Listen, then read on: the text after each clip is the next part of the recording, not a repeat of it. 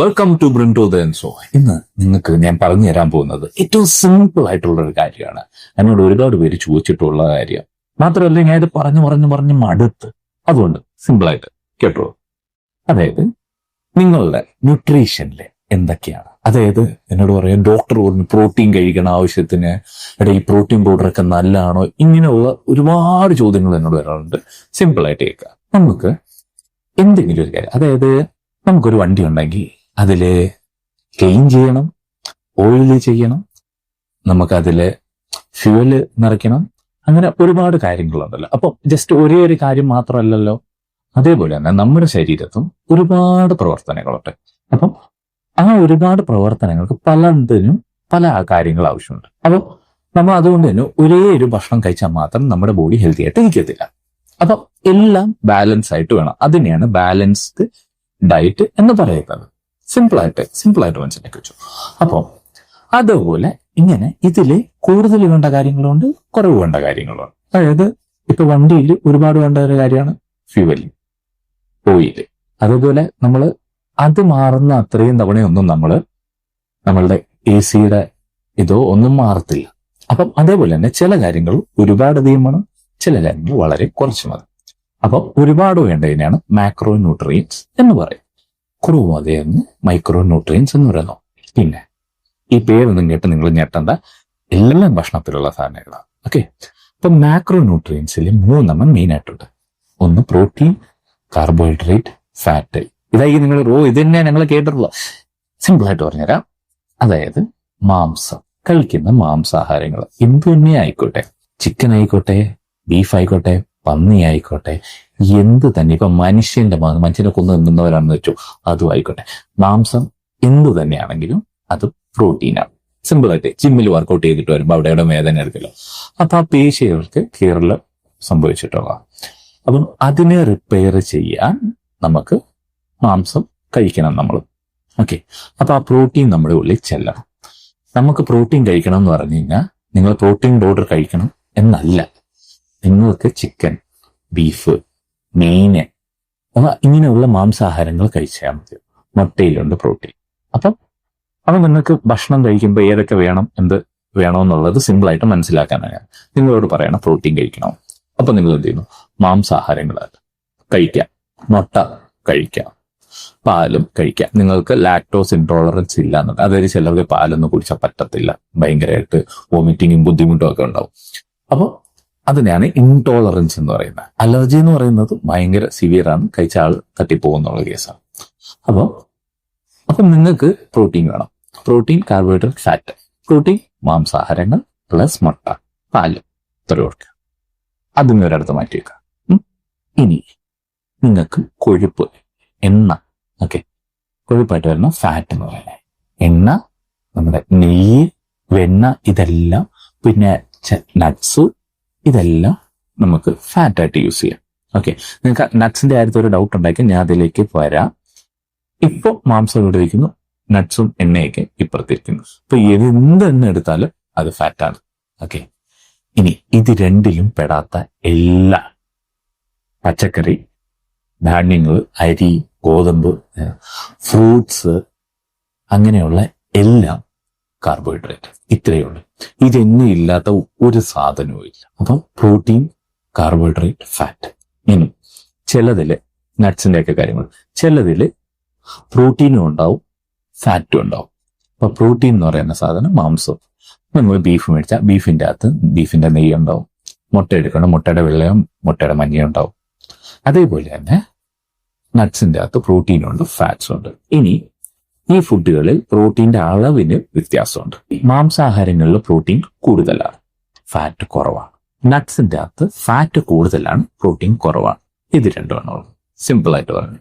ഇനി ചില ധാന്യങ്ങൾ എടുത്ത് തന്നെ, ഇപ്പം പയർ മുളപ്പിച്ചത് എന്നൊക്കെ പറയത്തില്ല, പയറിന്റെ അകത്ത് പ്രോട്ടീനും ഉണ്ട്, കാർബോഹൈഡ്രേറ്റ്. പരിപ്പിന്റെ അകത്ത് പ്രോട്ടീനും ഉണ്ട്, കാർബോഹൈഡ്രേറ്റ്. പക്ഷെ ഇതിൽ കാർബോഹൈഡ്രേറ്റിന്റെ അളവാണ് പ്രോട്ടീനെ വെച്ച് നോക്കുമ്പോൾ കൂടുതൽ. അപ്പൊ ചിലര് കുറെ വെജിറ്റേറിയൻസ് വന്ന് ഈ അടുത്ത് പറയുന്ന കേട്ട്, അതായത് ഒരു കംപ്ലീറ്റ് അമിനോ ആസിഡ് പ്രൊഫൈലിന് വേണ്ടി നിങ്ങൾ ചോറും പരിപ്പും കഴിച്ചാൽ മതിയെന്ന്. ചോറും പരിപ്പും കഴിച്ച് പെർഫോം ചെയ്യുന്ന, ടോപ്പ് ലെവലിൽ പെർഫോം ചെയ്യുന്ന ഒരു സ്പോർട്സ് അത്ലീറ്റിനെ എനിക്കറിയത്തില്ല. ഇന്ത്യൻ ഫുട്ബോൾ ടീമിന്റെ ക്യാപ്റ്റൻ സുനിൽ ഛേത്രി എന്ന് പറഞ്ഞിട്ടുണ്ട്, മാംസം കഴിക്കാതെ ആളെ ഹെൽത്തി ആയിട്ടിരിക്കത്തില്ല. പിന്നെ വിരാട് കോഹ്ലിക്ക് ഓൾറെഡി ഒരു ഇഷ്യൂ ഉള്ളതാണ്. ആളുടെ ബ്ലഡില് എനിക്ക് തോന്നുന്നു അസിഡിക് നേച്ചർ കൂടുതലാണ്. അതുകൊണ്ട് തന്നെ ആളിന് ഈ അധികം മാംസം കഴിക്കാൻ പറ്റില്ല. അതുകൊണ്ടാണ് ഇപ്പോൾ നിങ്ങൾ മനസ്സിലാക്കുക, 100 പേര് ഒരാളുടെ കാര്യമാണ്, ബാക്കി 99 പേരും അങ്ങനെയല്ല. അപ്പൊ എക്സെപ്ഷൻസ് എല്ലായിടത്തും ഉണ്ടാവും. ആ എക്സെപ്ഷൻസിനെ നിങ്ങൾ നോർമലൈസ് ചെയ്യരുത്. അപ്പോൾ ഇപ്പൊ 3 കാര്യങ്ങളായല്ല. ഇനി വൈറ്റമിൻസ്, മിനറൽസ്, ഇതിനെയൊക്കെ നമ്മൾ മാക്രോ ന്യൂട്രിയൻസ് എന്ന് പറയും, മൈക്രോ ന്യൂട്രിയൻസ് എന്ന് പറയും. അതായത് നേരത്തെ പറഞ്ഞത് കൂടുതൽ വേണ്ട, അത് മാക്രോ, ഈ പറഞ്ഞ 3 കാര്യം.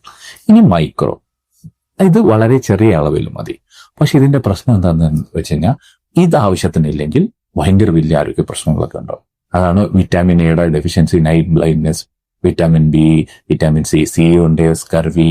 അപ്പൊ അങ്ങനെ ഒരുപാട് അസുഖങ്ങളിലുള്ള സാധ്യത കൂടുതൽ, ഭയങ്കര വലിയ പ്രശ്നങ്ങളുടെ സാധ്യത. അപ്പൊ മൈക്രോ ന്യൂട്രിയൻസ് ഇമ്പോർട്ടന്റ് ആണ്. പക്ഷെ ഇതിന്റെ ഗുണം എന്താ, ഇത് ചെറിയ അളവിൽ കഴിച്ചാൽ മതി. അതിന് നമുക്ക് തീർച്ചയായിട്ടും ഹെൽപ്പ് ചെയ്യുന്നതാണ് വെജിറ്റബിൾസും കാര്യങ്ങളൊക്കെ.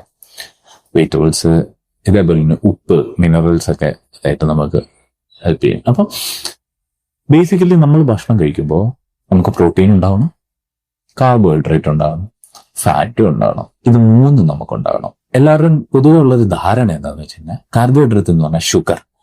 നിങ്ങൾ ഈ പറയുന്ന ശരിക്കും പഞ്ചസാര നിങ്ങൾ കഴിച്ചാൽ നിങ്ങളുടെ ബോഡിയിൽ അത് ഗ്ലൂക്കോസ് ആയിട്ടാണ് ചെല്ലുക. അതായത് ഈ പറഞ്ഞ സാധനങ്ങളൊക്കെ കഴിക്കുമ്പോൾ ഇത് ബോഡിക്കകത്ത് ദഹിപ്പിച്ച് കഴിയുമ്പോൾ ഇതിന് വേറൊരു ഫോം വരും. Protein broken down in to amino acid. അതായത് ബോഡിക്കകത്ത് അത് അമിനോ ആസിഡ് ആയിട്ടാണ് വർക്ക് ചെയ്യുന്നത്. കാർബോഹൈഡ്രേറ്റ് ബോഡിക്കകത്ത് ഗ്ലൂക്കോസ് ആയിട്ടാണ് വർക്ക് ചെയ്യുന്നത്. അതേപോലെ തന്നെ ഫാറ്റ് ലിപ്പിഡ് ആയിട്ടാണ് വർക്ക് ചെയ്യുന്നത്. അപ്പം നിങ്ങൾ എന്ത് കഴിച്ചാലും, നിങ്ങളിപ്പോൾ ഒരു പച്ചക്കറി കഴിച്ചാലും, നിങ്ങൾ ശരിക്കും ഷുഗർ കഴിച്ചാലും, ചപ്പാത്തി കഴിച്ചാലും, നിങ്ങൾ ചോറ് കഴിച്ചാലും, എല്ലാം ഗ്ലൂക്കോസ് ആയിട്ട് തന്നെയാണ് നമ്മുടെ ബോഡിയിൽ ചെല്ലുന്നത്. അപ്പൊ ഈ പറയുന്ന ഗ്ലൂക്കോസ് ബോഡിയിലേക്ക് ഇറങ്ങുന്ന ലെവലിന് വ്യത്യാസം ഉണ്ടാവും. അതായത് പച്ചക്കറികളുള്ള ഒരു കാര്യമാണ് ഫൈബർ. ഫൈബർ ഉള്ളതൊക്കെ എന്താണെന്ന് വെച്ച് കഴിഞ്ഞാൽ നമ്മുടെ ബോഡിയിലേക്ക് പെട്ടെന്ന് ഗ്ലൂക്കോസ് റിലീസ് ആവത്തില്ല. ഇപ്പൊ ബ്ലഡിൽ നിൽക്കുന്ന ഒരു ഗ്ലൂക്കോസിന് ഒരളവുണ്ട്. അതിനേക്കാൾ കൂടുതൽ വരുമ്പോൾ നമ്മുടെ പാൻക്രിയാസ് ഇൻസുലിൻ വിട്ടും. അപ്പൊ ഇൻസുലിൻ വിട്ടിട്ട് എന്തോ പറ്റും, ഇൻസുലിനെ പേടിച്ചിട്ട് ഈ ബാക്കി എക്സ്ട്രാ ഗ്ലൂക്കോസ് മൊത്തം മസിലിനകത്ത് കയറിയിരിക്കും.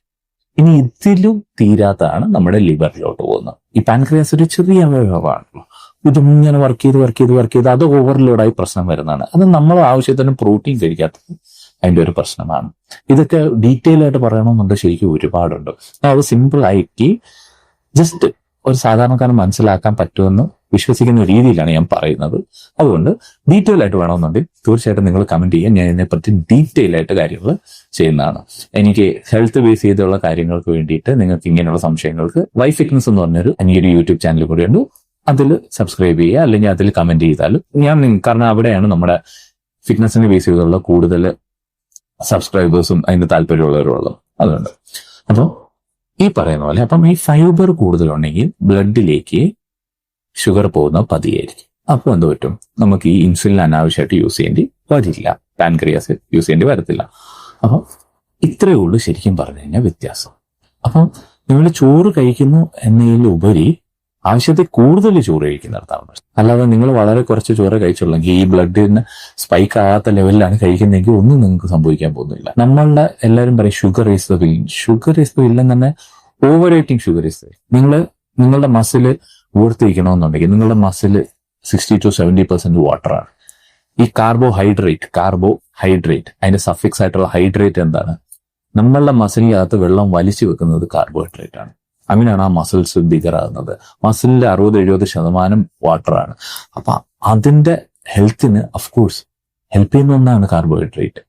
പക്ഷെ ആദ്യത്തെ കൂടുതൽ കഴിക്കുന്നിടത്ത് അത് വില്ലനും ആകുന്നു. അത്ര ഒരു വ്യത്യാസം. ഒരാൾ ഒരു ഹെൽത്തിയാണ്, അത്യാവശ്യം ഹെൽത്തി ആയിട്ട് വർക്കൗട്ട് ചെയ്യും കാര്യങ്ങളും എല്ലാം ചെയ്യുന്ന ഒരു വ്യക്തി, അയാൾ വൈകിട്ട് ഒരു ചായ കുടിക്കുമ്പോൾ 1-2 ടീസ്പൂൺ പഞ്ചസാര ഇട്ടെന്ന് പറഞ്ഞാൽ അയാൾക്ക് ഒന്നും സംഭവിക്കുന്നില്ല. ബാക്കിയുള്ള ടൈമെല്ലാം അയാൾ ഹെൽത്തി ആയിട്ടാണ് കഴിക്കുന്നതെങ്കിൽ ഒരു പ്രശ്നവുമില്ല. മിഥ്യാധാരണകൾ വെച്ചുകൊണ്ടിരിക്കാതിരിക്കുക. സിമ്പിൾ ആയിട്ട് നിങ്ങൾക്ക് carbohydrate, fat, protein, vitamins, minerals, fibre എല്ലാം മനസ്സിലായെന്ന് വിശ്വസിക്കുന്നു. അപ്പോൾ ഇത് എൻഡ് ചെയ്യുന്നതിന് മുമ്പായിട്ട് ഞാൻ സിമ്പിൾ ആയിട്ട് ഒരു എക്സ്ട്രാ ഐഡിയയും കൂടി നിങ്ങൾക്ക് പറഞ്ഞു തന്നേക്കാം. അതായത് നിങ്ങളിപ്പോ ഇതെല്ലാം പറഞ്ഞ ഇതേ കൂട്ടത്തില് ബേക്കറി ഐറ്റംസ് എങ്ങനെ വരും എന്നുള്ളത് നിങ്ങളുടെ ഒരു സംശയം ഉണ്ടായിരിക്കുക. പലരും എന്നോട് ചോദിച്ചിട്ടുണ്ട്, നിങ്ങൾ എത്ര കൊടുത്താൽ മതി, അതിന്റെ ഇൻഗ്രീഡിയൻസ് എന്താ? നിങ്ങൾ ഒരു പഫ്സ് കഴിക്കുകയാണ്, അതിൻ്റെ അകത്ത് ഉള്ളി, മുട്ടയുണ്ടെങ്കിൽ മുട്ട, ചുറ്റുമുള്ള അതിന്റെ കവറിങ് എന്താണ്? മൈദ വെച്ചാണ് അതുള്ളത്. അപ്പൊ മൈദ എന്ന് പറയുന്നത് ഇവിടെ വരും. അതായത് ഗോതമ്പ് പൊടിച്ച് നിങ്ങൾക്ക് ആട്ടയെന്നും ഉണ്ടായി maida. Basically it's a carbohydrate. അതിൻ്റെ അകത്തുള്ളത് ഉള്ളി, അതൊരു വെജിറ്റബിളോ ആയിട്ടുണ്ടാകും. അപ്പം അത് കാർബോഹൈഡ്രേറ്റ്. അതിൻ്റെ അകത്ത് വെച്ചിരിക്കുന്ന മുട്ട, ഇറ്റ്സ് എ പ്രോട്ടീൻ സോഴ്സ്. അതിൻ്റെ അകത്ത് മുട്ടയുടെ മഞ്ഞയും കൂടി ഉണ്ടെങ്കിൽ ഫാറ്റ്. അപ്പം ബേസിക്കലി അതൊരു ഹെൽത്തി മീൽ ആയില്ലേ, ബാലൻസ്ഡ് ഡയറ്റ് ആയില്ല ഇല്ല. അതായത് പ്രോട്ടീൻ്റെ അളവ് വളരെ കുറവും കാർബോഹൈഡ്രേറ്റ് വളരെയധികം കൂടുതലും പാടില്ല. അപ്പൊ ബേസിക്കലി നിങ്ങൾക്ക് ഒരു സാധനം കാർബോഹൈഡ്രേറ്റ് ആണോ ഫാറ്റ് ആണോ എന്താണോ എന്ന് മനസ്സിലാക്കാൻ അതിന്റെ ഇൻഗ്രീഡിയൻസ് നോക്കിയാൽ മതിയോ. അപ്പൊ അതേപോലെ ഇനി ബേക്കറിയിലോ കഴിക്കുന്ന എന്ത് തന്നെയാണെങ്കിലും അതിന്റെ ഇൻഗ്രീഡിയൻസ് ഒന്ന് ആലോചിച്ച് നോക്കി കഴിക്കുക. അടുത്ത വീഡിയോ കാണുന്നവരെ ബൈ.